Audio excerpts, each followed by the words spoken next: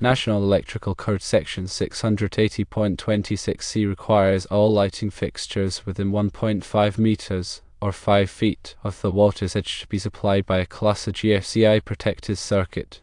The authority having jurisdiction's interpretation is consistent with National Electrical Code requirements.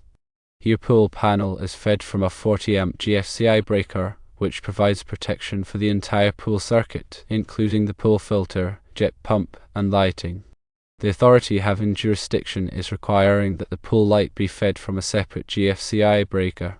This additional level of protection is being requested for the following reasons. Firstly, increased risk. Pool lights are often located very close to the water and are susceptible to water ingress, which increases the risk of electrical shock. Secondly, improved safety.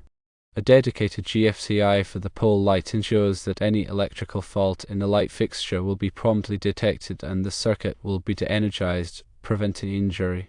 To comply with the authority having jurisdiction's requirement, you should install a new GFCI breaker in the pool panel and connect the pool light to that breaker. This will provide the necessary additional level of protection for the pool light. Additional considerations include, firstly, use only GFCI breakers that are rated for wet locations. Secondly, ensure that the GFCI breakers are tested regularly to verify proper operation. And thirdly, keep the GFCI breakers easily accessible for testing and resetting.